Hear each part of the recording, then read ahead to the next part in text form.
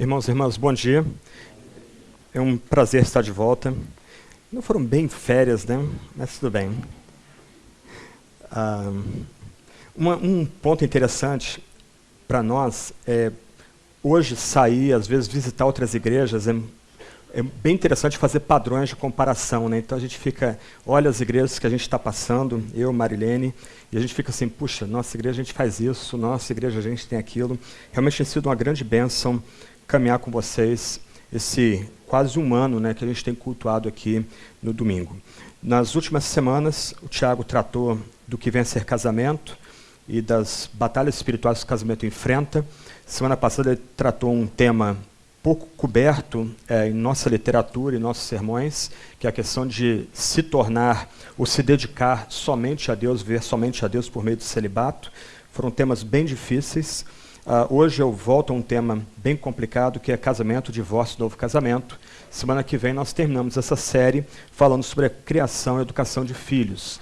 Um ponto que a gente precisa deixar claro, tanto eu como o Tiago, é que aqui não há duas vozes, há uma única voz. Então, os 3 sermões que o Tiago pregou, ele enviou para mim antes, e aí o fuso horário ajuda, porque eu consegui ver os sermões em tempo hábil antes de serem pregados aqui, então eu dei sugestões, algumas dicas, e o mesmo se dá com o sermão de hoje. Então, até hoje de manhã, o Tiago mandando lá áudio e algumas ideias no WhatsApp para dar uma corrigida, acrescentar um outro ponto que não estava acrescentado, tornar mais claro algum ponto. O que eu quero deixar bem claro para vocês aqui é que, no que tem sido ensinado aqui, desde o início, mas sobretudo agora, que é um tema mais ligado ao chão, né, ao nosso dia a dia, há uma única voz aqui. Então, eu estou pregando, na verdade é o Tiago que está pregando. Quando ele falou, eu estava falando junto com ele aqui. Então, não entenda aqui que pode haver uma discrepância quanto a mim e Tiago nos assuntos que nós estamos tratando nessas manhãs aqui, desde o começo do mês de agosto. Então, hoje, nosso tema é casamento, divórcio, novo casamento. É um tema bem complicado, e eu preciso dizer que ele se torna complicado em grande medida por culpa dos pastores. Pastores que não pregaram e não ensinaram sobre esses temas, ou ensinaram de uma forma tão etérea, tão complicada, que isso gerou também problemas na comunidade, mas também porque muitos pastores hoje resolveram se descasar e casar, e às vezes casar de novo, e muitas vezes voltando para o ministério, sem dar alguma satisfação para a comunidade, sem passar por um processo disciplinar. Então, a própria noção de casamento e novo casamento e divórcio é colocada em xeque, em grande medida por culpa de lideranças eclesiásticas que não têm dado bom testemunho nessa área. Posto isso, eu queria começar dando uma breve definição de casamento. Isso já foi tratado antes aqui, mas é bom a gente relembrar o que vem a ser casamento, segundo a Sagrada Escritura, e a partir dessa conceituação a gente avança para considerar alguns textos específicos aí e elaborar alguns pontos para o que nós vamos fazer a partir de agora. A declaração de fé da Fraternidade Reformada Mundial é uma declaração recente. O reverendo Augusto Nicodemos foi um dos autores dessa declaração, foi feita na Itália alguns anos atrás e se tornou um padrão para a família reformada desde então. Numa primeira parte do seu artigo, define casamento da seguinte forma: o casamento é uma monogamia heterossexual instituída por Deus, no qual homem e mulher deixam suas famílias e unem-se um ao outro em um relacionamento que dura por toda a vida. Os desejos sexuais são satisfeitos dentro dessa união, e os filhos nascidos devem ser criados e educados no conhecimento e prática cristãos. Então, em linhas gerais, essa breve definição de casamento deixa claro alguns pontos importantes para a gente aqui. Primeiro, o casamento é heterossexual e monogâmico. Em outras palavras, na Sagrada Escritura, o ensino claro dela é que Deus criou homem e mulher, e homem e mulher foram criados não só com diferenças psíquicas, mas também com diferenças físicas. É assim o intento original de Deus. Deus criou homem e mulher.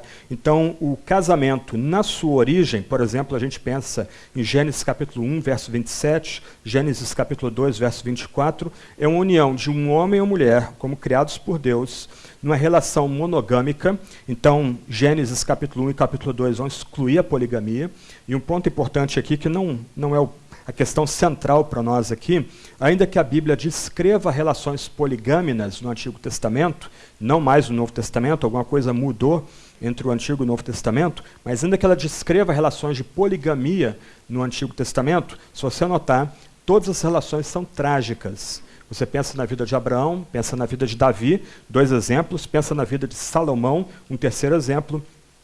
Ainda que a Bíblia descreva aquela instituição, a relação, um casamento poligâmico, né, um homem casado com muitas mulheres por questões sociais ou políticas ou econômicas, todas as relações descritas são relações trágicas, porque o intento original de Deus é que o casamento fosse entre um homem e uma mulher, como criados por Deus, e esse casamento fosse monogâmico. Esse casamento só poderia ser desfeito, como diz Deuteronômio 24:4, por coisa vergonhosa. E aqui a gente já começa a ter um problema, porque a expressão coisa vergonhosa no hebraico não é muito clara. Ela dá a ideia de nudez de algo, isto é, o casamento pode ser desfeito pela nudez de algo, mas o texto não é claro. Isso vai ser importante quando nós formos tratar de Mateus capítulo 19. Ainda assim, há já em Deuteronômio, dentro do Pentateuco, dentro desse seção da Bíblia, que na verdade é a base, a estrutura que sustenta toda a Sagrada Escritura, se o casamento, na sua intenção original, um casamento entre um homem e mulher, uma relação monogâmica, e que deveria ser estável, ainda assim já se admite em Deuteronômio que o casamento poderia ser desfeito por alguma coisa vergonhosa, que no texto não é claro, não é deixado claro, mas provavelmente está relacionado a questões sexuais. Um outro ponto que a gente descobre também no texto bíblico, e a maior parte das referências que são do Antigo Testamento, é que Deus odeia o divórcio. Isso é dito em Malaquias capítulo 2, verso 16. E que, agora a gente pensa, por exemplo, em Lucas 11:4, Efésios 4:32, reconciliação e perdão devem estar presentes não só na vida do cristão, mas as relações familiares do cristão. Entretanto, já no Antigo Testamento, em Levítico capítulo 20, versos 10 a 12, a Bíblia vai reconhecer que divórcios podem ocorrer mesmo entre aqueles que são membros do povo de Deus. Então, esses são alguns pontos aí importantes ligados à conceituação de casamento. A partir dessa última ideia de que o mesmo texto que fala que o casamento é uma união estável entre um homem e uma mulher, um relacionamento monogâmico sob a bênção de Deus, para que ambos tenham prazer sexual e para que tenham filhos, ainda assim o texto vai admitir que divórcios podem ocorrer. E essa última ideia, baseada em Levítico capítulo 20, versos 10, 12, e também Deuteronômio 21, verso 4, vai gerar, ou gerou e ainda gera, um grande debate entre os cristãos. A gente pode resumir as posições cristãs em duas posições principais, e dentro dessas duas posições principais vai haver alguma divergência entre eles. A primeira posição é a posição católica. Ela parte da ideia de que o casamento não é apenas uma aliança que é inquebrantável, mas um sacramento. Isto é, o casamento é uma forma de Deus dar graça a pessoas, seja o casal que chega diante do altar para receber a bênção do pároco, mas também os filhos que vão ser nascidos daquela relação. Então, a partir dessa noção aí do casamento como um sacramento, uma aliança indissolúvel, do ponto de vista católico entende que se alguém sofresse o infortúnio do divórcio, um novo casamento não seria permitido, qualquer que fosse a causa, dado o fato do casamento ser sacramental, ou ser uma aliança que não pode ser rompida. Mas você tem alguns matizes aqui, algumas pequenas divergências entre esse primeiro ponto de vista. O ponto de vista nota que é bem estrito. O casamento não pode ser dissolvido sob hipótese nenhuma. Uma primeira posição, que é a posição tipicamente católica, é que não pode haver divórcio, não pode haver novo casamento. Okay? Então esse primeiro ponto aí, ligado diretamente à posição católica, à posição tradicional, como por exemplo está no catecismo católico hoje. A segunda posição, dentro desse primeiro ponto de vista aí, é que o divórcio pode ocorrer, mas não o novo casamento. Essa tem sido a posição, por exemplo, de evangélicos mais estritos, que a gente chamaria de fundamentalistas. Isto é, eles têm uma leitura bem literal do texto sagrado e vão privilegiar alguns textos em detrimento de outros. E eles vão entender que, ainda que haja a possibilidade de duas pessoas se divorciarem, se separarem, toda a possibilidade de novo casamento é vedada a eles. Talvez o defensor mais famoso dessa posição seja John Piper. Ele escreveu alguns documentos, você pode encontrá-los na internet, tanto em português como em inglês, defendendo essa posição. Nota que essa posição está dentro do arcabouço, ou dentro do ponto de vista maior católico. Isto é, uma pessoa pode se divorciar, um casal pode romper os seus laços, mas a partir daí é impossível ou é vedado o novo casamento. Curiosamente, a igreja de John Piper não aceitou a posição dele, ele foi voto vencido, alguns debates ocorridos na igreja dele, e a igreja dele aceitou uma posição diversa que está conectada ao outro ponto de vista, que é o ponto de vista luterano e reformado. Essa posição tem sido a posição majoritária entre os protestantes desde o século XVI. Ela permite o divórcio e o recasamento, para entender que alianças são possíveis de serem quebradas ou rompidas. E dentro dessa posição maior, ela se divide em dois blocos distintos aí. O primeiro bloco distinto é que o divórcio, o novo casamento, o divórcio é permitido, assim como o novo casamento, desde que o divórcio tenha ocorrido por adultério ou deserção. Essa é a posição presbiteriana clássica, a Confissão de Westminster vai defender essa posição, no capítulo 24, parágrafos 5 e 6 da sua confissão. A segunda confissão helvética, que não é muito conhecida no Brasil, mas também é importante para a família protestante ou reformada, vai defender essa posição no artigo 29. E um ponto muito interessante na segunda confissão helvética, que lá pelas tantas, numa única frase isolada, ela vai dizer que são as seitas que impedem o divórcio e, eventualmente, o recasamento por adultério ou por deserção.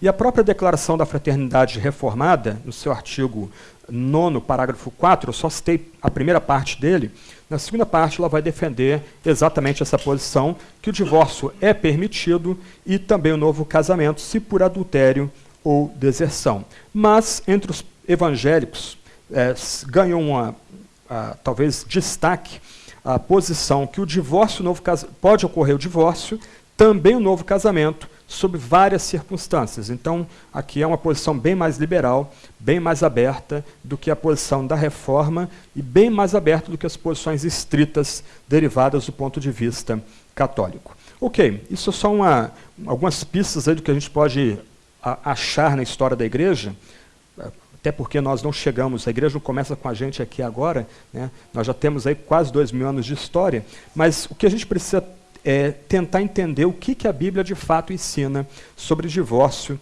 e o novo casamento. E nesse ponto, então, eu queria ler algumas passagens bíblicas, começando por Mateus capítulo 5, verso 32, e depois Mateus capítulo 19, verso 9.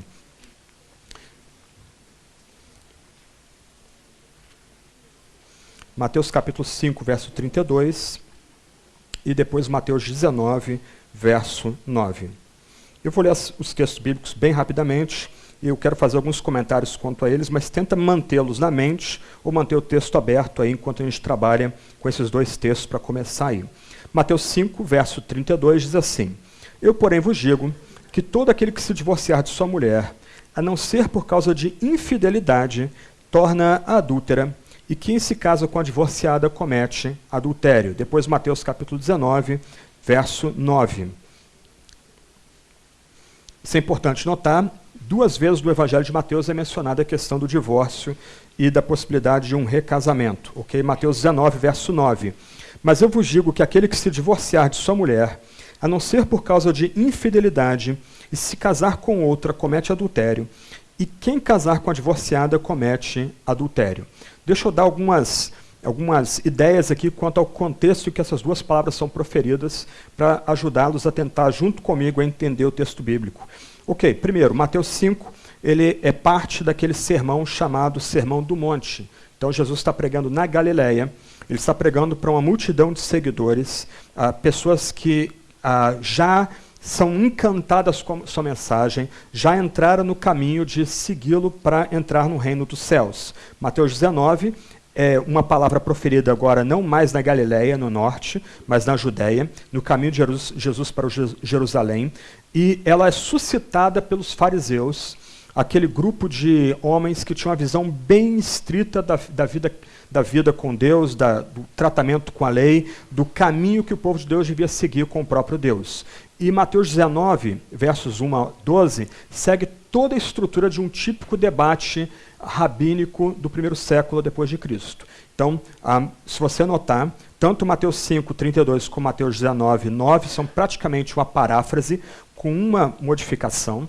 Na NVI, a última frase não consta, eu vou explicar daqui a pouco o que acontece aí, mas são basicamente as mesmas palavras proferidas, ainda que em contextos diferentes e ainda que para públicos ouvintes diferentes. Um outro ponto importante aqui é o que circulava na Judéia no primeiro século, era a noção que vinha de uma escola chamada Escola de Hillel, de que o divórcio era bem liberal, poderia ser alcançado de forma bem liberal. Então, lendo alguns documentos do primeiro século, é muito curioso, eu estava comentando com Marilene ontem, que um homem, nota bem, o que é a sociedade patriarcal, um homem poderia se divorciar da sua mulher, ou poderia mandá-la embora, despedi-la, simplesmente porque ela fez uma comida que ele não gostou, ou porque ele achou outra mulher mais atraente, então ele podia dispensá-la com a carta de divórcio. Essa era a noção basicamente presente na Judéia no primeiro século. A escola de Shammai, conectada com os fariseus,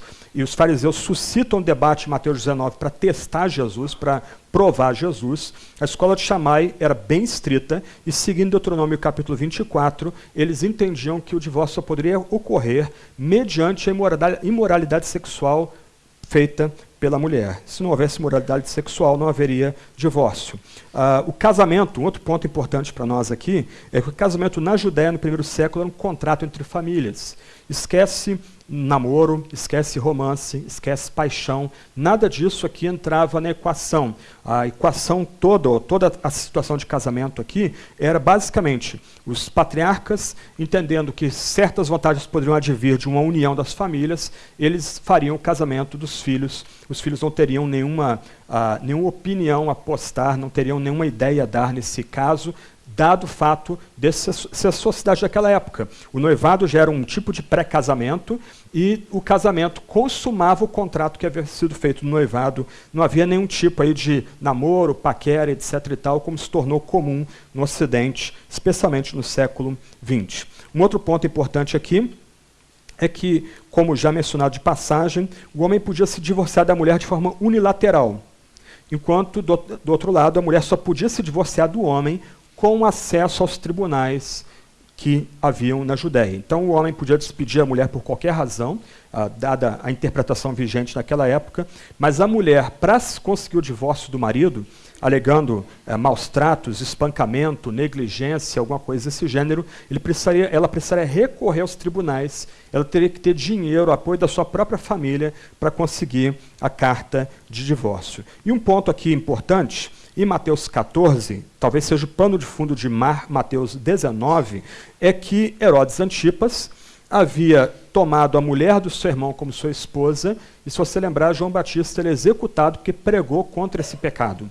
Então, uma questão que é suscitada é que Mateus 19, o debate em Mateus 19 vai ocorrer com os fariseus testando Jesus de novo, não apenas porque eles tinham uma visão estrita de casamento, seguindo a escola de Shammai, mas porque eles queriam, na verdade, jogar Jesus dentro do debate político, que foi o que ocorreu a morte, o martírio de João Batista. Ok, são algumas questões introdutórias para a gente aí, e vamos tentar entrar na passagem agora. Então, Mateus 19 vai ser o texto pivô, o texto central para a gente aqui, dado o fato que ele é basicamente uma repetição de Mateus capítulo 5, verso 32. Algumas questões importantes aí, então, é que na NVI não consta a última frase, e quem casar com a divorciada comete adultério. Como eu tratei aqui na exposição de Marcos capítulo 16, verso 9 a 20, há uma miríade de manuscritos bíblicos. Há especialistas, eu não sou especialista na área, mas há especialistas que vão comparar e debater quais são os manuscritos mais próximos do Novo Testamento, quais são aqueles manuscritos que, de fato, são os mais próximos dos originais, daqueles autógrafos originais. Então, nesse estudo de comparação, tenta-se ir justamente aos manuscritos mais próximos do Novo Testamento. Então, alguns eruditos têm entendido que aqueles manuscritos mais próximos do texto original do Novo Testamento não constaria essa última frase, e quem casar com a divorciada comete adultério. Isso não é um problema para a gente, porque essa frase ela vai aparecer em Mateus capítulo 5, verso 32, quem se casa com a divorciada comete adultério, e ela vai ser citada depois em Lucas 16, 18, que eu vou mostrar no quadro para vocês já já. Então, o ponto para nós aqui é que o fato dessa última expressão, quem casar com a divorciada comete adultério, estar ou não no texto bíblico, não é um problema. Okay? Aqueles que têm a visão oriunda do catolicismo de que não há possibilidade de divórcio e nem recasamento, ou a possibilidade de divórcio, mas não de recasamento, eles vão ter dificuldade com outra linha de Mateus capítulo 5, 32 e Mateus 19, verso 9. Okay? Mas eu já entro nesse ponto mais adiante aí. Então, a única diferença aqui entre as várias versões bíblicas que nós temos é a última cláusula. A NVI suprimiu essa expressão, essa última frase, quem casar com a divorciada comete adultério, e a Almeida Revista Atualizada, que é bem comum entre nós, a Almeida 21, elas vão manter a expressão entre parênteses ou entre colchetes, dado o fato de ela não constar nos melhores manuscritos. Mas ainda, mais uma vez, ainda que não seja unânime essa última frase, ela não implica nenhum problema com o que vem antes, dado o fato que ela foi citada em Mateus capítulo 5 e ela é citada também em Lucas 16. O que vai criar problema aqui, para quem tem uma visão mais estrita quanto à questão de divórcio e recasamento, é o que é chamado de, entre aspas, cláusula de exceção, e você encontra ela no final do verso 9, ou na metade do verso 9, dependendo da versão que você esteja usando. A não ser por causa de infidelidade.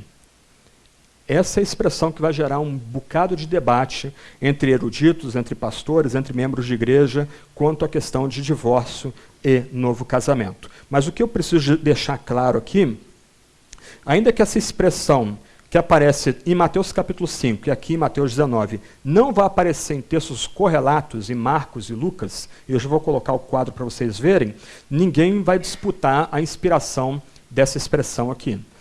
Ninguém vai dizer que essa expressão não consta nos manuscritos mais antigos. Ela consta nos manuscritos mais antigos, nos textos mais fidedignos, a expressão está lá. A não ser por causa de infidelidade, ponto. Essa expressão é texto bíblico, não é disputado. O que é disputado é a última linha do verso 9 do capítulo 19, que já está presente em Mateus 5:32 e vai aparecer em Lucas 16:18. Então, nós temos 3 textos, agora, no Novo Testamento, que tratam da questão. E aqui você vai ver de onde surgem os problemas na hora de abordar a questão de divórcio e novo casamento. Então, Mateus 19:9, que nós estamos tratando, o texto diz: mas eu vos digo que aquele que se divorciar de sua mulher, a não ser por causa de infidelidade, e se casar com outra, comete adultério, e quem casar com a divorciada comete adultério.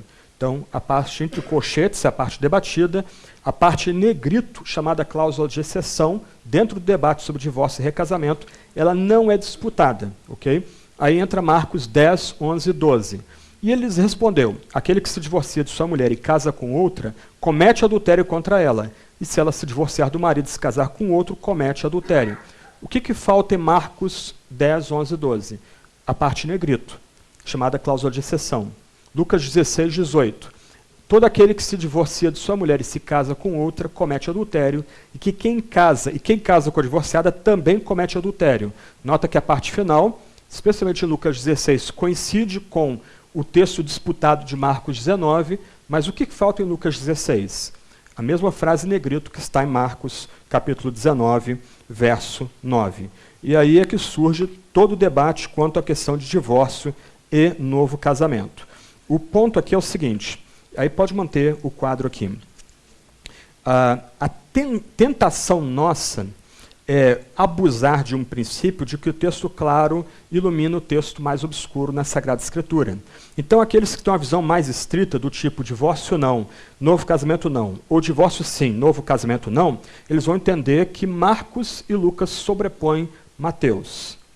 Só que esse é um mau negócio. os três textos se complementam. Não há uma noção de hierarquia entre os três textos. Cada texto tem que ser respeitado o seu devido contexto. Marcos foi escrito para romanos, para um público romano. Lucas foi escrito para um público grego. Mateus para um público eminentemente judeu. Então, ambos os três textos têm alguma mensagem em vista. E a gente não pode colocar os três textos em hierarquia, ou como se um fosse superior ao outro. O que acontece é que alguns intérpretes, como John Piper, tendo sensibilidade ao fato de que você não consegue subordinar um texto ao outro, vão tentar dar um outro tipo de interpretação àquela chamada cláusula de exceção, o texto está em negrito, a não ser por causa de infidelidade. Por exemplo, eles vão dizer que aquela expressão refere-se ao noivado. Então, houve-se o contrato entre as famílias para que um rapaz e uma moça pudessem se casar, e nesse período de noivado, no período em que ambos estão noivos, eles vêm a romper o noivado por causa de infidelidade sexual. Então isso invalida o casamento, é como se o casamento não tivesse existido. Mas a expressão infidelidade, eu vou já explicar daqui a pouco o que vem a significar ela, ou as várias possibilidades de interpretação desse texto, elas não tratam do noivado, elas tratam diretamente do casamento, de uma relação estável entre o homem e a mulher. Então a ideia, como alguns de visão mais estrita querem dizer que infidelidade lhe refere-se ao noivado, não tenha nada a ver com o texto. Outros vão dizer que, a não ser por causa de infidelidade, a palavra é porneia, a palavra grega ali, significa relações de incesto.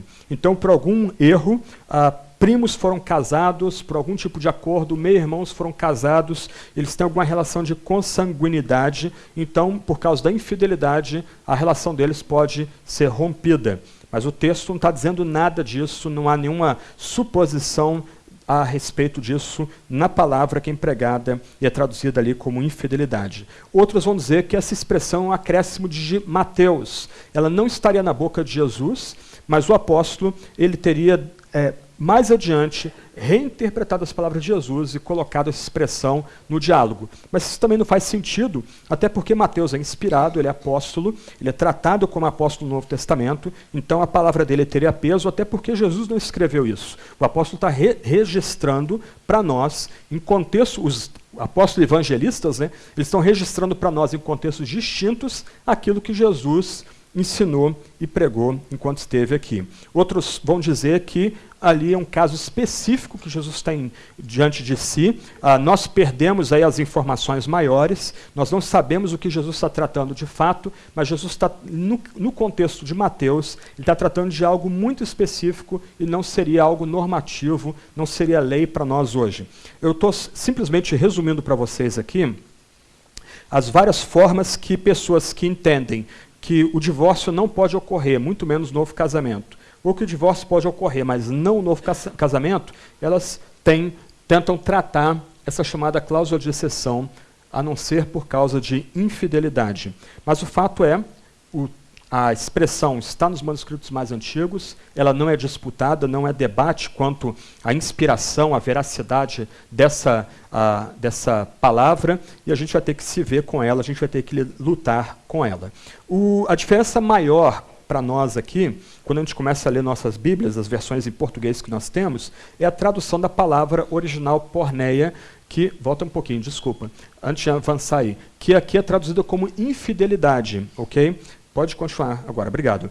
Então, algumas versões bíblicas, por exemplo, vão traduzir a palavra porneia como imoralidade sexual.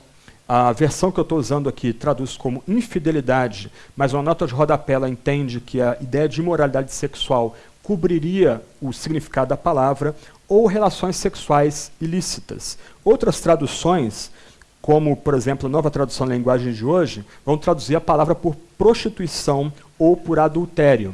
Só que aqui a gente tem um probleminha aqui.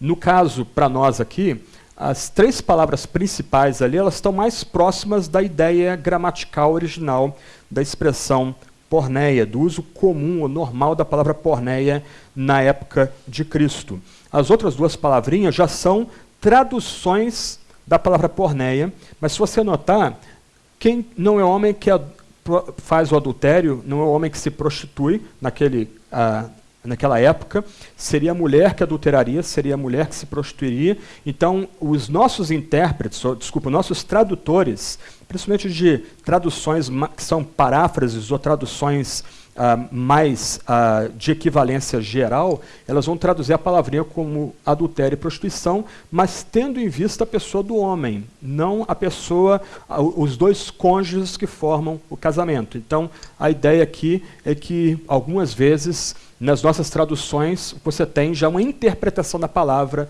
não a permissão da palavra dizer o que ela quer comunicar, ou né, deixar explícito o que ela quer comunicar.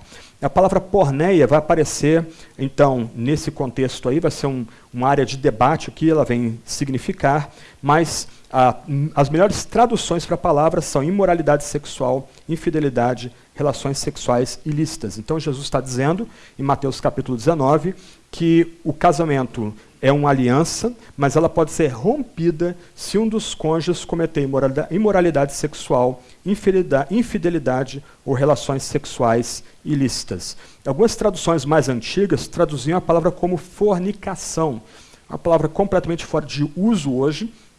A palavra fornicação vem do latim fornix, que seriam arcos ou abóbodas que existiam nas cidades romanas. Então, mulheres que haviam perdido,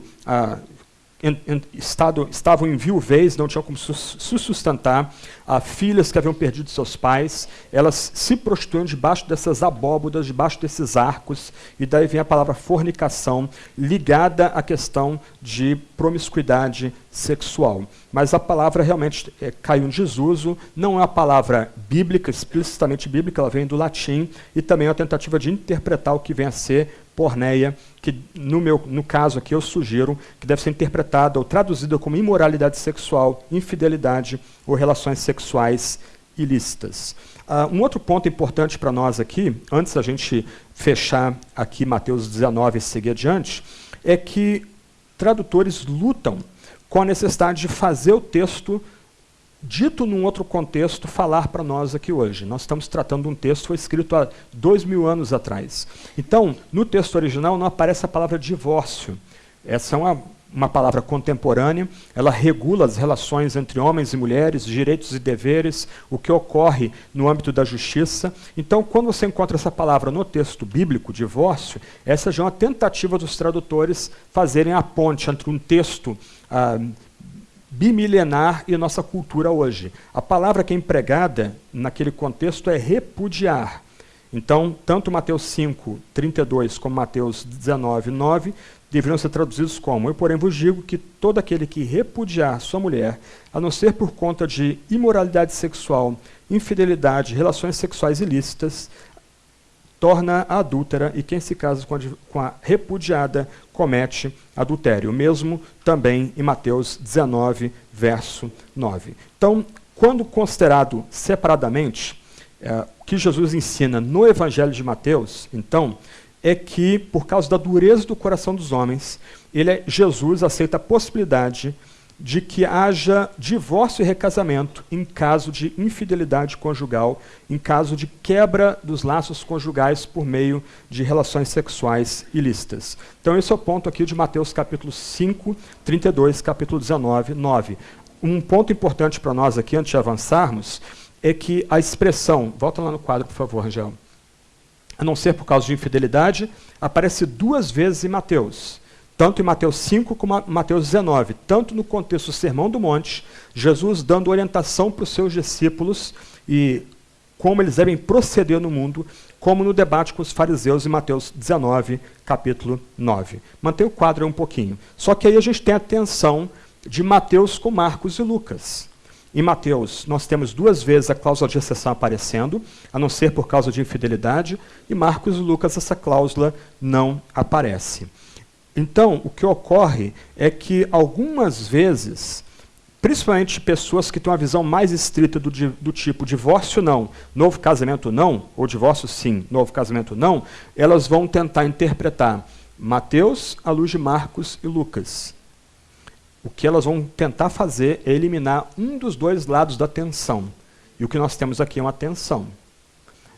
Eu vou entrar daqui a pouco nesses detalhes, mas Marcos e Lucas são escritos para o ambiente greco-romano, enquanto Mateus é escrito para o ambiente judaico. No ambiente judaico, como eu já mencionei, o divórcio tem seus regulamentos, e ainda que para o homem seja mais fácil dar a carta de divórcio para a mulher, do outro lado, a mulher também tem algumas prerrogativas, algumas proteções para o divórcio, mas no ambiente judaico, isso é muito importante deixar claro, ainda que a escola dos saduceus tivesse uma visão mais aberta quanto ao divórcio, o homem acordou de mau humor, não gostou da torrada que a mulher fez, despede a mulher, ainda assim o casamento era visto como tragédia. No ambiente greco-romano, não. No ambiente greco-romano, e Marcos e Lucas são escritos para o ambiente greco-romano, tanto o homem como a mulher podem se divorciar ou simplesmente sair de casa e não voltar mais sem uma formalização legal. Assim era o ambiente greco-romano, e a gente vai voltar a esse ponto quando tratar de 1 Coríntios 7 mais adiante. Então, como é que a gente lida, então, com essa tensão entre Mateus e Marcos e Lucas? Não eliminando nenhum dos dois polos da tensão. Para deixar muito claro aqui, Marcos e Lucas lidam com o que a gente pode chamar de padrão perfeito de Deus. É o padrão de Gênesis capítulo 1, Gênesis capítulo 2. Aqui não está em debate alguma possibilidade para romper o contrato de casamento, romper o pacto matrimonial. Em ambos esses casos aqui, o que é colocado pelos evangelistas é aquela visão ideal de casamento. E aí o texto vai dizer, aquele que se divorcia de sua mulher e casa com outra, comete adultério contra ela. E se ela se divorciar do marido e se casar com outro, comete adultério. Todo aquele que se divorcia de sua mulher e casa com outra, comete adultério. E quem casa com a divorciada também comete adultério. Então, nossos dois evangelistas estão tratando graficamente lá em cima com o ideal de Deus, aquilo que Deus intenta em última instância. Só que, irmãos e irmãs, nós somos pecadores. E a Bíblia também lida com gente pecadora. E aqui não há espaço para nenhuma visão otimista quanto ao pecado. Pecado não é apenas aquilo que a gente comete de vez em quando. Até o que a gente não comete vem a ser pecado. E pior, mais dramático, nós nascemos em pecado, nós somos gestados em pecado. Nós recebemos o pecado de nossos primeiros pais, Adão e Eva. A prova é que todos nós morremos. Então, se de um lado a Bíblia ela traça para a gente o que seria o padrão perfeito de Deus, aquele padrão ideal de Deus, a Bíblia também nos dá orientações pastorais, orientações e regulamentações para o nosso dia a dia. Então, aqui não tem como colocar um evangelho sobre os outros e não tem como eliminar um evangelho ou relativizar a cláusula de exceção. De um lado, Marcos e Lucas estão lidando apenas com o padrão perfeito de Deus, para um contexto, isso é importante, para um contexto em que para homem e mulher a coisa mais simples do mundo é se descasar. Não era necessário ir a juízes, não era necessário ir a tribunais, era simplesmente fazer um proclama, o casamento está encerrado, e de ambas as partes, tanto do homem como da mulher. Agora, num contexto em que o casamento era visto como tragédia, também se reconhecia a nossa depravação, a nossa falência moral, o fato de que nós fazemos escolhas torpes e tolas muitas vezes. Então, em Mateus 19, Jesus ele dá direção pastoral para aqueles que têm violado o plano, o alvo perfeito de Deus quanto ao casamento. Eu vou voltar a esse ponto várias vezes, mas a gente não pode relativizar nenhum dos dois pontos. Marcos e Lucas tratam exclusivamente desse plano perfeito, dessa noção perfeita de casamento de Deus. Mateus, ele trata do plano perfeito de Deus, mas ele já dá direção pastoral se pecadores quebram os vínculos matrimoniais. Um ponto importante aqui, que eu vou voltar ao final, é que em nenhum momento Jesus está se colocando em oposição a Moisés, no debate em Mateus 19. Na verdade, ele está refinando o argumento de Deuteronômio 24. Quando o texto diz, eu citei ele, de que alguma coisa imoral pode vir a romper o casamento, no hebraico aquilo não é claro, não é direto o que pode vir a romper um casamento. O que Jesus está fazendo aqui é dando uma interpretação final a Deuteronômio 24, dizendo que a coisa que pode dissolver um casamento, nesse contexto, é a infidelidade ou a relações sexuais ilícitas, ou relações sexuais feitas fora do ambiente de pacto que venha a ser um casamento. Então, para nós avançarmos aí e deixarmos os evangelhos por hora para trás, nós não podemos subordinar um evangelho ao outro e não podemos eliminar um polo do argumento. Os dois polos têm que ser mantidos aqui. De um lado, para uma comunidade greco-romana, com muita facilidade para se divorciar, o que os evangelistas colocam diante deles é a visão perfeita, a visão ideal de casamento. Do outro lado, para uma comunidade judaica, lutando com o divórcio como tragédia e reconhecendo o divórcio como algo que ocorre entre seres humanos pecadores, Jesus não só ele nos dá o padrão ideal do casamento, e as palavras são exatamente as mesmas em Marcos e Lucas, mas ele também sinaliza uma direção pastoral para o caso do casamento ser rompido. Ele abre a possibilidade de um recasamento, de divórcio e recasamento, dada a exceção, a não ser por causa de infidelidade ou de relações sexuais ilícitas, ou de imoralidade sexual. Então, isso é basicamente o que os evangelhos têm a ensinar para a gente sobre casamento, divórcio e novo casamento. E a gente precisa avançar um pouquinho. Romanos capítulo 7, versos 1 a 3. É outro texto que volta e meia é usado, né, nos debates, e é usado muitas vezes por aqueles que têm uma visão mais estrita quanto a divórcio e recasamento, geralmente aí negando a possibilidade de divórcio ou negando a possibilidade do novo casamento, mas aceitando o divórcio. Romanos capítulo 7, verso 1, 2 e 3.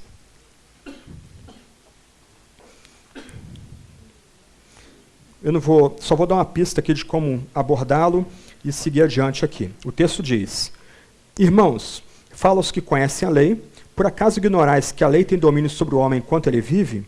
Porque pela lei a mulher casada está ligada ao marido enquanto ele vive, mas se ele morrer, ela está livre do casamento.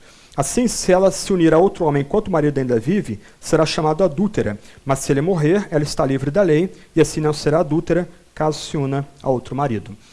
O texto aqui ele tem algumas pistas para o debate, mas o que a gente tem que lembrar aqui é que o alvo primeiro de Paulo não é ensinar sobre divórcio aqui na passagem. Ele está tratando da lei. Em toda a epístola de Romanos, nós ficamos quase 2 anos estudando Romanos aqui na igreja, mas em toda a epístola Paulo está lidando com questões muito sérias da fé cristã.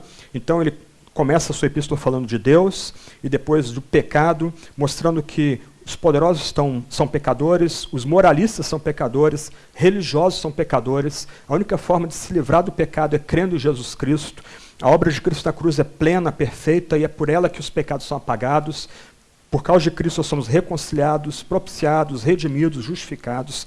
Nós agora vivemos no Espírito, fomos batizados com Cristo, ressuscitamos com Cristo. Nossa vida não pertence mais a nós mesmos. Ok, mas qual o papel da lei nisso tudo? Onde entra a lei? Aí Paulo, em Romanos 7, ele começa a tratar da lei. Então, Paulo cita o casamento aqui, mais uma vez, o casamento ideal, não para elaborar uma teologia do casamento, elaborar um argumento do casamento muito detalhado, mas ele usa a visão ideal de casamento como ilustração para falar do papel da lei. Quando nós morremos em Cristo, nós não carregamos mais a lei como forma de salvação, como caminho de salvação. Em Cristo nós descobrimos que a lei nos humilha, revela nosso pecado, mas nós não somos salvos por ela. Agora nós morremos para a condenação da lei. A lei não tem mais poder para condenar a gente. Esse é o ponto de Paulo aqui, ao citar o casamento e a possibilidade de divórcio, que ocorreria com o divórcio se o homem estivesse vivo. Nós estávamos mortos em Cristo, a lei nos machucava, nos incomodava. Agora, mortos em Cristo, a lei não tem mais lugar de nos ferir, nos causar dor. Nós somos agora reconciliados e conectados com Deus por causa do que Cristo fez. E o último texto importante para nós aqui é 1 Coríntios capítulo 7, versos 1 a 40, só que eu não vou ler toda a passagem, não tem nem tempo aqui. Né? Eu vou ler só uns poucos versículos aqui da passagem que são importantes para a gente. Como eu fiz com Mateus, e de alguma forma com Marcos e Lucas, eu queria dar o contexto aqui desse texto bíblico. E o contexto aqui é importante.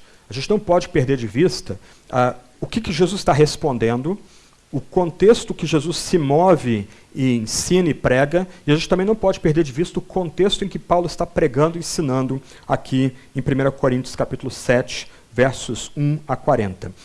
Alguns pontos importantes aí. Como eu já disse, na sociedade romana, ou greco-romana, qualquer um dos cônjuges, homem ou mulher, podia se divorciar do outro por meio de decisão unilateral ou simplesmente abandonando o cônjuge. E não há aqui, gente, nenhuma noção de divórcio como tragédia, como mesmo os judeus mais liberais teriam. Mesmo a escola de Hillel, ela entenderia, mesmo tendo uma visão bem aberta, bem lata de divórcio, ou da possibilidade do divórcio, ela entenderia que o divórcio é uma tragédia para a sociedade, uma tragédia diante de Deus. Eles não relativizariam a noção de que Deus abomina o divórcio.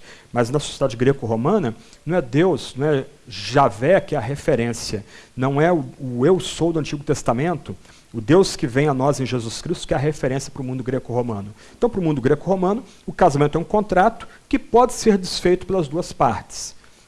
O homem acordou de mau humor, ele simplesmente pode se despedir da mulher ou dizer, olha, estou indo embora.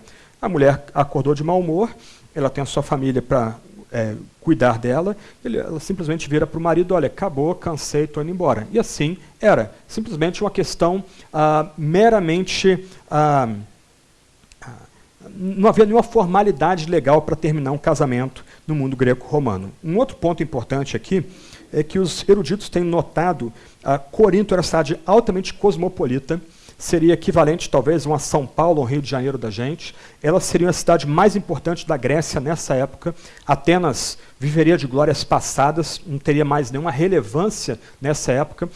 Corinto era um centro comercial riquíssimo, Sencreia, um porto, ficava a poucos quilômetros dali. Todas as especiarias que vinham de Egito, vinham da Ásia, passavam por Corinto, antes de irem para a Europa, para a Europa Ocidental, para Roma, para o resto do Império Romano. Então, nessa cidade, havia uma alta taxa de divórcios. Era algo muito comum pessoas serem divorciadas na cidade de Corinto. E, segundo alguns eruditos também, muitos membros da igreja em Corinto teriam se casado de novo antes da sua conversão. Então, nota que agora nós temos um outro contexto, um contexto muito diferente do contexto suscitado pelas palavras de Jesus em Mateus, Marcos e Lucas. Agora o contexto é outro. Nós não estamos falando mais de pessoas que conhecem a Sagrada Escritura, pessoas foram criadas no contexto da aliança, pessoas foram circuncidadas para serem parte do povo de Deus, pessoas que já têm o Antigo Testamento nas mãos. Eles conhecem a palavra de Deus dada. Agora o contexto é outro. Seria um contexto que a gente chamaria de pagão. Pessoas que não têm nenhum conhecimento da fé de Israel, do Deus de Israel, dos oráculos que Deus deu para Israel, da circuncisão como sinal de pertencimento a Israel. O contexto agora é completamente outro, completamente distinto. E notem um contexto muito parecido com o nosso.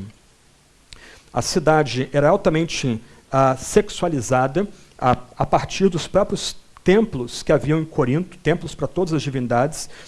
Quando Paulo vai mencionar em 1 Coríntios 11 que a mulher deve cobrir a sua cabeça dentro da igreja, deve usar um véu dentro da sua cabeça dentro da igreja, isso sucede porque provavelmente muitas, lembra do contexto, provavelmente muitas mulheres estavam se convertendo à fé vindo do ambiente de culto greco-romano.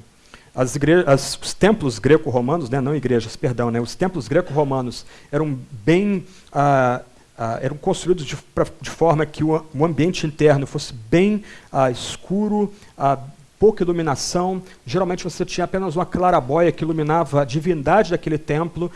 Naquele templo eram feitos sacrifícios de animais. A ideia é que você poderia saber a sua sorte lendo as entranhas dos animais. E, não raro, os sacerdotes e sacerdotisas daquele templo tinham a cabeça raspada, e ao final daquele momento ali de oráculo, onde abrindo as entranhas dos animais poderia saber o futuro, haviam orgias sexuais e literalmente ninguém era de ninguém, porque o ideal de sexualidade nesses ambientes era a androgenia, isto é, era o fim das distinções entre homem e mulher. Então, mulheres vindo desse ambiente, cabeça toda raspada, se convertendo, eventualmente sendo chamadas a profetizar e orar na igreja, elas deveriam cobrir a cabeça com um véu, como um lembrete de que elas foram criadas como mulheres desde o início.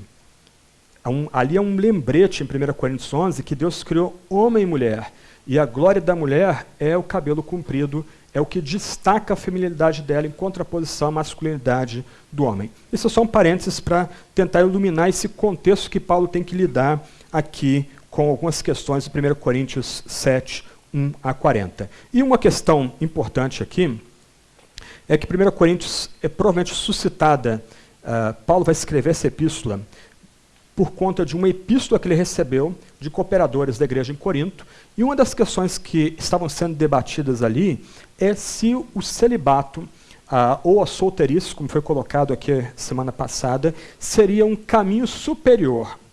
E essa tem sido uma luta da igreja, principalmente em contextos onde o sexo é exacerbado e se torna um vício. Pessoas entendendo que, às vezes, abrir mão de relações sexuais, até mesmo no casamento, vão conduzi-las a um tipo de padrão de vida superior. Isso aconteceu, por exemplo, no mundo romano, quando ele se tornou majoritariamente cristão. Um dos adversários de Agostinho de Hipona, um pelagiano chamado Juliano de Eclano, ele se orgulhava de ter feito um pacto com a mulher dele, ambos cristãos, de nunca terem tido relações sexuais, nem mesmo depois de casados, ou mesmo depois de casados. Então, a noção que permeava aí muito da igreja pós-apostólica, por causa do ambiente fortemente sexualizado, é que esse tipo de mortificação, a vida celibatária seria uma vida superior à vida de casados ou à vida de relacionamento sexual. Eu não posso ler toda a passagem, só vou ler os versos 10 a 17, mas é bem legal aqui, você pode ler com calma a passagem. Aqui é um outro contexto. Tá? Paulo, ele volta e meia, pelo menos 4 vezes, ele vai dizer que ele está expondo a opinião dele, não de Cristo. A palavra Senhor que aparece aí é Jesus. Algumas pessoas vão dizer, puxa, então o que Paulo está dizendo aqui não tem o mesmo peso de autoridade que Jesus. Opa, não é isso. As expressões que Paulo vai usando, olha, digo eu, não Senhor, o que Paulo está dizendo é o seguinte, presta atenção. Eu estou dando uma instrução aqui que Jesus não deu, dada a diferença de contexto. Agora, isso aqui não abre a porta para a gente continuar criando novas instruções para divórcio e novo casamento. Paulo vai dizer no final da passagem que ele tem o Espírito de Deus. E aquela expressão que ele usa no verso 40 ao final da passagem é equivalente a dizer, eu sou um profeta como os profetas do Antigo Testamento. Eu estou dizendo aqui, por divina inspiração, a orientação pastoral que eu estou dando para a igreja em Corinto vem por divina inspiração, que nenhum de nós tem. Okay? A divina inspiração foi dada aos profetas e apóstolos, eles são o fundamento da igreja, o que nós temos são intuições, percepções, mas nenhum de nós é inspirado como aqueles homens foram inspirados. É isso que Paulo está dizendo, olha, eu estou agora entrando num campo aqui que Jesus não lidou com ele. Então eu estou dando aqui a minha palavra, mas eu penso que minha palavra tem autoridade porque eu sou apóstolo e o Espírito de Deus está sobre mim. Esse é o ponto. Então, 4 vezes eu só encontrar Paulo repetindo isso, verso 12, 17, 25 e 40. Mas um ponto importante aí, eu vou só mencionar aí de passagem, versos 3 até verso 6, é bem interessante que já nessa época haviam pessoas que achavam que poderiam entrar num acordo com a sua cônjuge, com a sua parceira, ou a parceira entrar num acordo com o seu parceiro, e ambos ficarem sem relacionamento sexual durante algum tempo, como uma forma de chegar mais próximo a Deus, etc. e tal. Paulo vai dizer, e aliás, havia a noção também de que o corpo da mulher pertencia ao homem só. O que Paulo vai dizer é que se ambos, homem e mulher crentes, querem durante algum tempo ficar sem sexo, que seja somente por oração, para gastar tempo orando. Porque o corpo do homem pertence à mulher e o corpo da mulher pertence ao homem. Nenhum dos cônjuges é mais dono de si próprio. E Paulo aqui, ele literalmente reverte completamente as noções de celibato que haviam no mundo antigo, de rejeição do sexo como alguma coisa suja ou um mero acidente para a procriação, mas não como tendo fim o prazer conjugal. Longe disso em Paulo. Mas ok, versos 10 até 17. No entanto, ordeno aos casados, não eu, mas o Senhor, e aqui é um eco do que nós lemos em Mateus 5, Mateus 19, Marcos e Lucas, ordeno, não eu, mas o Senhor, que a mulher não se separe do homem. Então, nesse momento aqui, Paulo e Jesus, como registrado pelos evangelistas e por Mateus, eles estão de comum acordo. Ele está repetindo aqui basicamente o que já foi ensinado nos evangelhos. Se, porém, ela se separar, que não se case, ou que se reconcilie com o marido, e que o marido não se divorcie da mulher. Mas eu, não o Senhor, digo aos outros. Agora Paulo começa a dar orientação pastoral inspirada por Deus, num outro contexto que não o contexto da Judéia do primeiro século depois de Cristo. Se algum irmão tem mulher incrédula e esta consente em viver com ele, não se divorcie dela. E se alguma mulher tem marido incrédulo e esse consente em viver com ela, não se divorcie dele. Porque o marido incrédulo é santificado por causa da mulher, e a mulher incrédula é santificada por causa do marido crente. De outro modo, os vossos filhos serão impuros, mas agora são santos. Vamos parar um pouquinho aqui. Paulo começa a dar orientação pastoral, lembra dos dois polos, o plano ideal de Deus para o casamento e a orientação para homens e mulheres pecadores. Paulo, então, no primeiro verso 10 e 11, ele está dando o plano ideal de Deus, repetindo praticamente o que Jesus ensinou nos evangelhos. Agora, no outro nível, ele começa a dar orientação para um contexto onde Jesus não andou. Jesus estava num contexto onde homens e mulheres já são contados como membros da aliança. Jesus vem primeiro para o povo, para o seu próprio povo. Ele é o servo sofredor, é o Messias prometido para a casa de Israel. Só que o evangelho se espalhou. Depois do Pentecostes, o evangelho chega até Roma, alguns vão dizer que vai chegar até Roma, até Espanha, perdão, vão chegar quase à Pérsia. O evangelho se espalhou. E agora o evangelho está chegando a pessoas que nunca leram o livro da aliança, pessoas que nem sabem o que é circuncisão. No mundo greco-romano, circuncisão era visto como mutilação. Judeus que iam lutar, e lutava-se nu nas Olimpíadas daquela época, eles eram debochados, eles eram ridicularizados por serem circuncidados. Então, alguns judeus mais secularizados, mais helenizados, melhor dizendo, eles tentariam fazer uma cirurgia para restaurar o prepúcio, e eles eram considerados como anátema, como apóstatas pelos judeus mais estritos. Então, nesse ambiente agora, que não conhece a palavra da lei, não conhece a palavra da aliança, não sabe nem quem é Javé, não sabe o que são os oráculos sagrados, profetas, etc. e tal, pessoas começam a abraçar a mensagem do Salvador, de Jesus como único Messias. E o que acontece aqui, nota, Paulo não está preocupado com o passado, quantos divórcios ou quantos casamentos ou recasamentos a pessoa passou, ele está preocupado com o tempo presente. O que ocorre agora é que homens cristãos, homens se converteram, mas a esposa não. A esposa permaneceu em incredulidade. Ou o contrário, a esposa se converteu, mas seus maridos permanecem em incredulidade. Paulo está recomendando que eles rompam o casamento? Não. Eles devem permanecer casados. E aí Paulo levanta um ponto aqui muito interessante, que eu não tenho tempo aqui de tratar. Mas ele vai lembrar, Paulo, que o cônjuge cristão santifica o cônjuge não cristão, e o cônjuge cristão santifica os filhos nascidos daquele casamento. Talvez, uma possibilidade aqui é que, por causa do ambiente saturado de noções de cultos idólatras e ações demoníacas por causa desse culto idólatra, maridos cristãos e esposas cristãs tivessem uma sensibilidade de consciência e dissessem: eu tenho que me divorciar do meu marido não crente ou da minha esposa não crente e tenho que tirar meus filhos de perto dessa pessoa porque os demônios estão sobre ela, podem vir a contaminar o nosso casamento e poluir os nossos filhos. Paulo está dizendo aqui de forma nenhuma.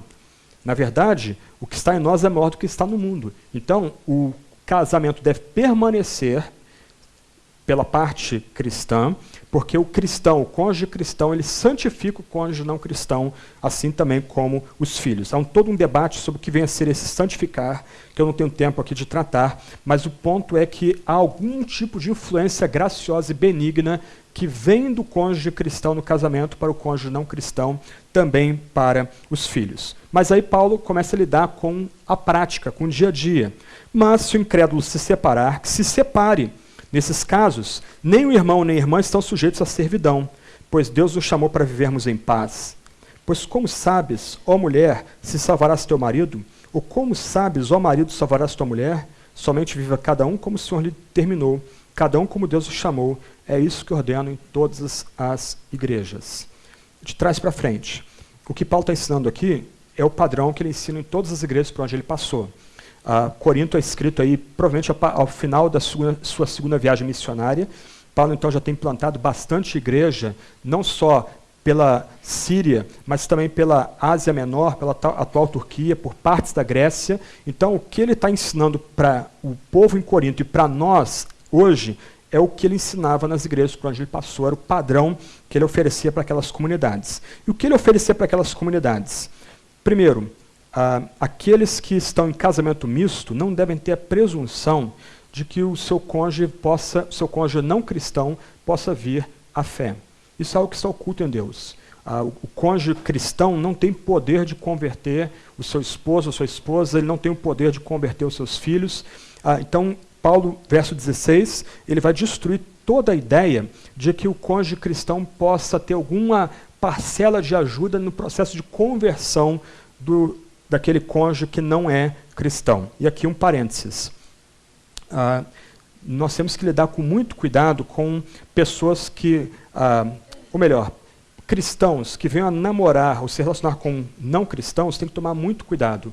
Algumas vezes, pessoas que experimentaram a conversão do seu cônjuge tempos depois, vão anunciar isso, ou vão testemunhar isso, como se fosse um padrão. Não é um padrão. Nós não temos, não está em nós o poder de levar os nossos entes queridos à fé. Isso está oculto em Deus. Então, verso 16, Paulo estilhaça toda a pretensão da mulher ou do marido em salvar o seu cônjuge. Isso é uma impossibilidade. Okay? Mas o que acontece no verso 15? Lembra? Verso 10 e 11, Paulo está lidando com a regra ideal, com o plano perfeito de Deus, no mesmo tom de Jesus em Marcos 16, ou Marcos 11, Lucas 16, também Mateus 5 e 19. Agora ele entra dando orientação pastoral inspirada por Deus. Se o incrédulo se separar, que se separe. Nesses casos, nem o irmão, nem a irmã estão sujeitos à servidão. Então o que ele está dizendo aqui? De um lado, o cônjuge cristão deve permanecer casado dentro das suas forças, porque ele, de alguma forma, santifica o cônjuge não cristão, santifica os filhos nascidos daquele relacionamento. Do outro lado, se o cônjuge não cristão quiser romper o relacionamento, que assim seja, que ele deixe o cônjuge não cristão ir embora. E a expressão não estão sujeitos à servidão, aqui é uma menção a documentos do primeiro século depois de Cristo, de divórcios judaicos, em que Paulo aqui, na verdade, ele oferece um resumo. Ele vai dizer mais ou menos o seguinte: você é livre para se casar novamente com qualquer homem. Então, o que Paulo está ensinando aqui para a igreja em Corinto é: o casamento, no nível ideal, é indissolúvel, mesmo que entre um homem cristão e uma mulher não cristã, mesmo que seja entre uma mulher cristã e um homem não cristão. O cônjuge cristão ele santifica o cônjuge não cristão, e o cônjuge cristão santifica os filhos nascidos daquele casamento. Agora, se o cônjuge não cristão, homem ou mulher, quiser romper o casamento, que assim seja, e agora o cônjuge cristão está livre, liberado para casar novamente. Essa expressão ficar livre vai aparecer no capítulo 7 ainda, verso 39, quando Paulo lida com as viúvas da igreja. Ele está dizendo que o ideal seria que as viúvas se dedicassem ao Senhor, mas elas também estão livres. Mesma expressão usada em 1 Coríntios capítulo 7, verso 15. Elas estão livres para casar de novo, se assim o for. Então, o que Paulo está ensinando para a gente aqui, num contexto diferente de Jesus, é que o plano perfeito de Deus é que o casamento perdure.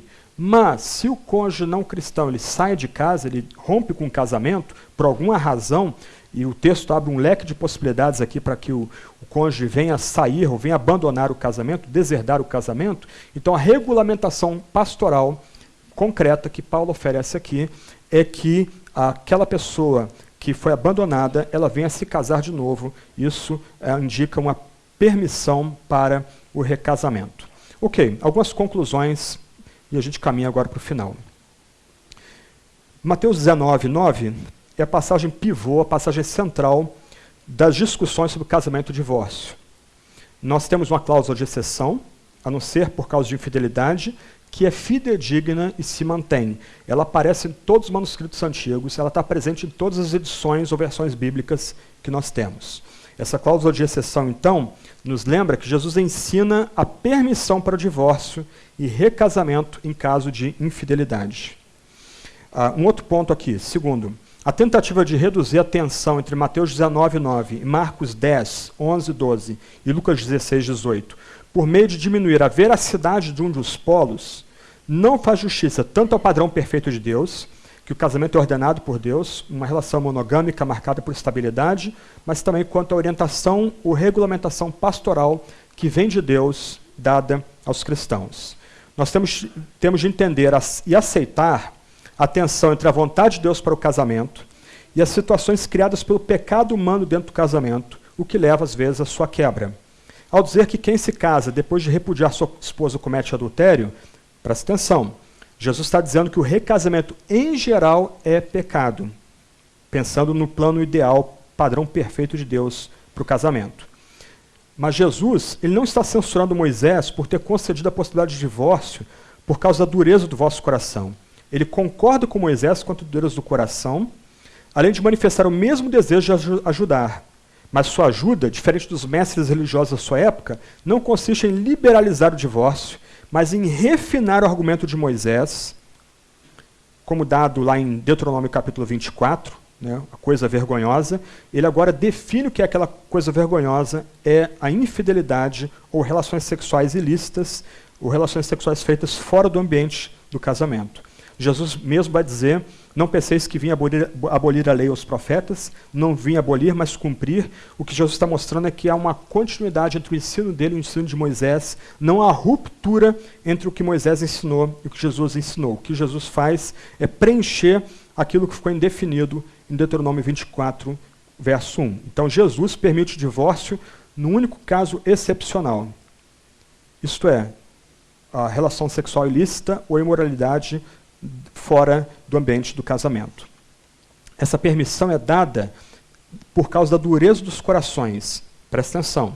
Não é uma licença alegre e universal, na verdade é uma licença restrita e triste. Quem mexe com aconselhamento, lembra que a experiência humana que gera mais dor no ser humano é a perda do ente querido. A perda de um cônjuge, a perda de um pai, uma mãe, um filho, literalmente na escala de 1 a 100, uma experiência devastadora.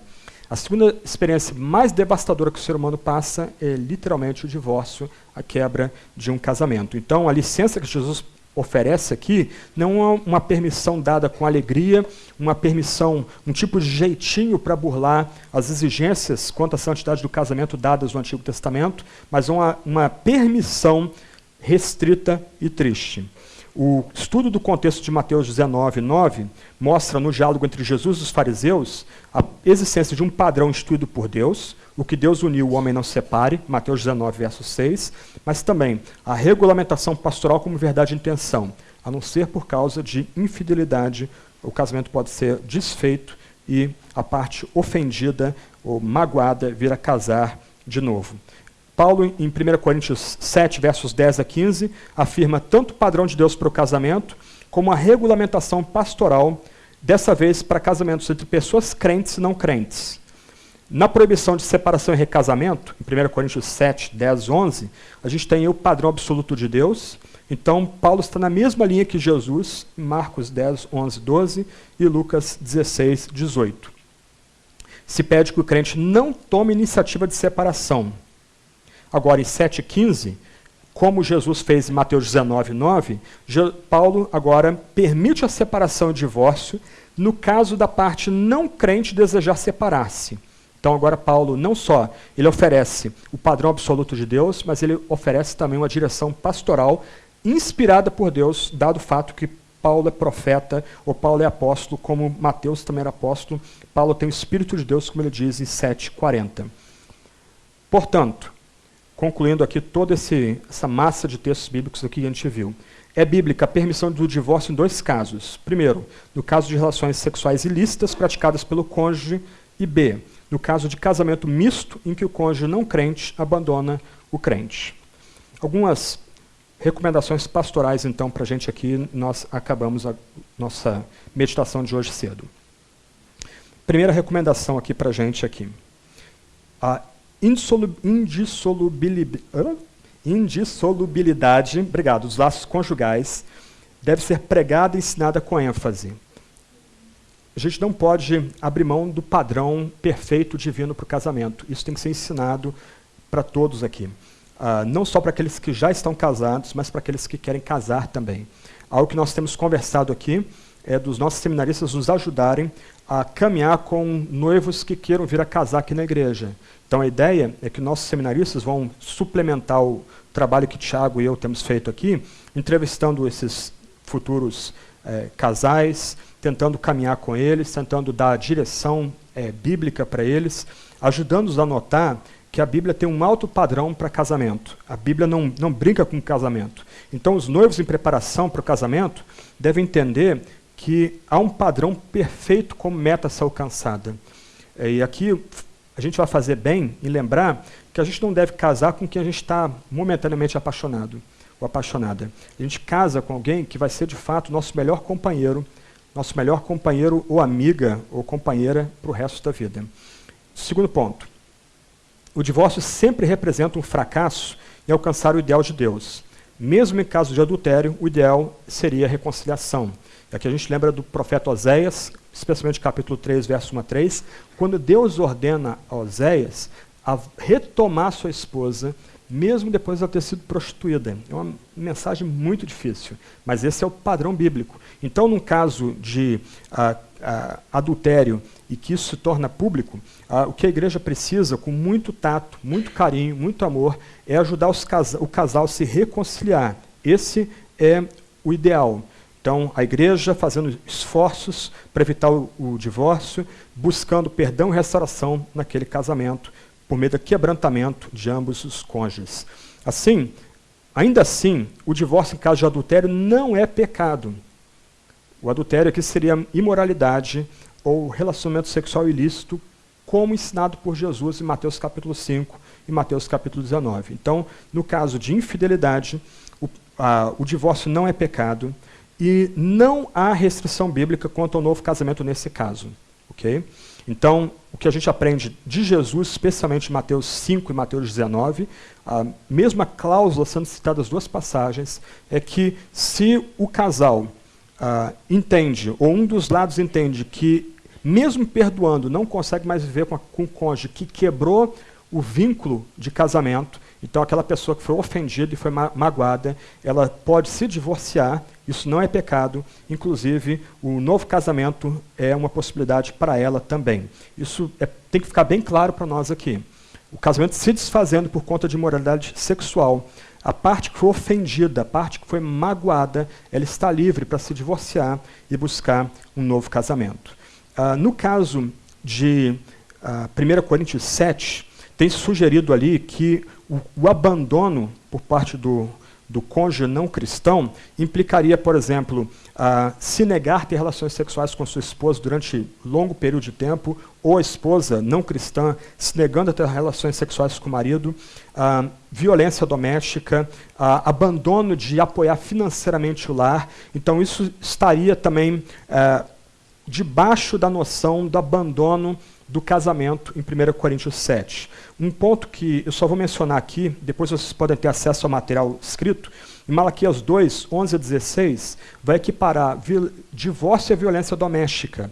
Então, algumas pessoas têm sugerido, baseado em Malaquias 2, 11 a 16, o mesmo texto que diz que Deus odeia o divórcio, que aventais sujos, porque alguém foi machucado numa briga, numa altercação dentro de casa, isso também abriria a possibilidade de um divórcio, que não seria pecado, que abriria para a parte ofendida a possibilidade de se casar de novo. Terceiro ponto. Divórcio entre cristãos, sem que tenha havido imoralidade sexual por parte do cônjuge, é pecado.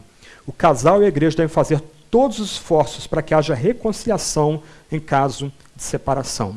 Okay? Esse é um terceiro ponto importante aí. São outras as razões que levam um casal de cristãos a buscar o divórcio, eles têm que ser exortados a permanecer juntos, eles devem receber todo o apoio para permanecer juntos. Ponto 4. O impedimento de um novo casamento recai sobre a pessoa que procurou a separação. Assim, podemos afirmar que um cônjuge que cometeu adultério ou desertou do seu casamento, seja pelo abandono do lar, seja sexualmente, com o consequente divórcio, não tem o direito de se casar de novo.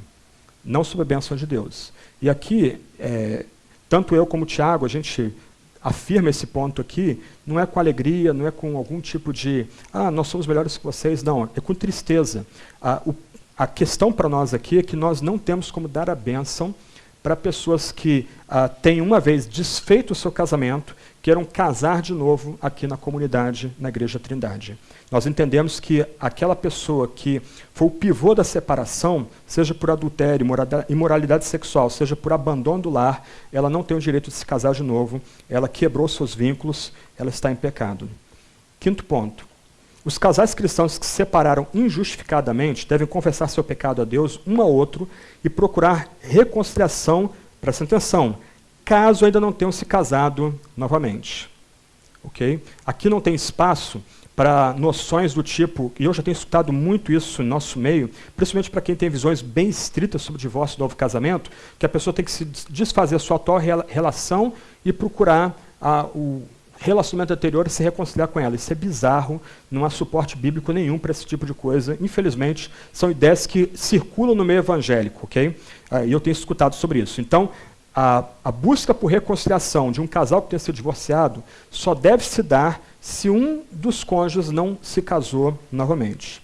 Aos que foram abandonados por uma razão injustificada, se o seu cônjuge casou de novo ou não é possível a reconciliação, busque um novo casamento. O Senhor lhe dará graça para essa nova fase.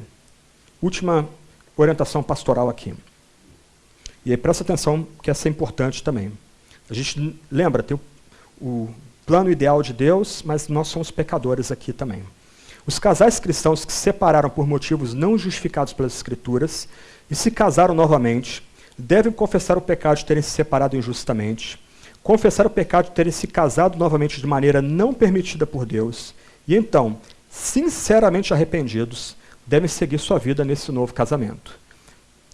Um crente divorciado, eu que tenha se casado novamente, não deve se sentir menos amado por Deus, mesmo que seu divórcio ou segundo casamento não esteja sob uma cláusula de exceção de Mateus 19:9 e do ensino de 1 Coríntios 7, 10, 11 e 15. Então, nesse sentido, nós recebemos como membros aquelas pessoas que estão nessa situação aqui, mas que não é a situação ideal. Ainda que a gente não venha casar pessoas nessa situação, ainda assim elas podem ser recebidas como membros aqui. Eu queria terminar com um ponto aqui. Para mim, descansar sobre a soberania de Deus não é apenas uma necessidade intelectual. Eu não creio que Deus é absolutamente soberano apenas por questões de teologia, obviamente por causa do ensino bíblico, Isaías, Paulo em Romanos, em Gálatas, fala muito sobre a soberania divina, mas também por uma questão existencial. Gente, nós estragamos tudo que nós mexemos. Nós temos a incrível capacidade de, diferente do rei Midas, que em tudo que tocava fazia ouro, em tudo que nós tocamos, nós fazemos caca. Isso somos nós. Nós os auto-sabotamos. Mas sabe o que é legal? O bonito é que a gente não precisa maquiar nossa história pessoal, a gente não precisa apagar elementos da nossa história pessoal. Se Deus é soberano, e Deus o é, se Deus reina sobre toda a criação, e Deus de fato reina, até mesmo as nossas escolhas torpes, pecaminosas, estúpidas, até mesmo aquilo que nós destruímos, está debaixo do controle soberano de Deus. Ele tem poder de fazer coisas boas até mesmo disso. A Bíblia está cheia de provas disso. A gente pode pensar em Davi, Betseba, todo aquele caso horroroso, e de Davi e Betseba vem Salomão, e não só isso, de Davi e Betseba vem o nosso Salvador, o Messias. Nosso Salvador tem na sua linhagem prostitutas, a gente escutou isso, Jonas pregando no começo do ano passado aqui, prostitutas, traidores, gente infiel, idólatras. Então, meu ponto é o seguinte, ainda nesse sexto item aí, se você se vê numa situação que não é ideal, e você já confessou isso para Deus, já se quebrantou, você não precisa ficar se martirizando. Deus está guiando sua vida. Mesmo as suas escolhas estão debaixo do plano soberano de Deus. E Deus tem poder de fazer coisas boas, mesmo de escolhas erradas, equivocadas e torpes nossas. Então, isso aqui nós temos a dizer sobre divórcio e novo casamento. Domingo que vem, o Tiago vai recomendar um livro que nós temos usado por base aqui para nossas palestras, mas nós entendemos que essa é aquela direção que vem da parte de Deus, da própria Sagrada Escritura para nós aqui agora. Vocês vão ter depois disponível tanto o PowerPoint como o material escrito. Eu tentei hoje escrever quase todo o sermão aqui para não deixar palavras fora de lugar aqui, dada a importância do assunto e da necessidade de tratar dessa questão com vocês aqui hoje de manhã. Nossa oração é que Deus nos guie em todo o tempo, Deus nos abençoe, sobretudo nas escolhas com quem alguns de vocês vão casar, que sejam escolhas feitas no Senhor de fato, e sobretudo que Deus dê graça para aqueles que estão casados, para que haja ambiente de perdão mútuo, de quebrantamento mútuo, de amor renovado, de renovação da aliança, mesmo, lembra o ponto 6, mesmo para aqueles que se recasaram sem estar no plano ideal de Deus, mesmo que o recasamento tenha surgido por uma razão não coberta pela Sagrada Escritura. Não tema, Deus usa até mesmo nossas escolhas equivocadas, nossos pecados, mesmo grosseiros, para a sua maior glória. Eles não estão fora do plano soberano de Deus, nem surpreendem o próprio Deus. Vamos orar, depois o Tiago está com a palavra.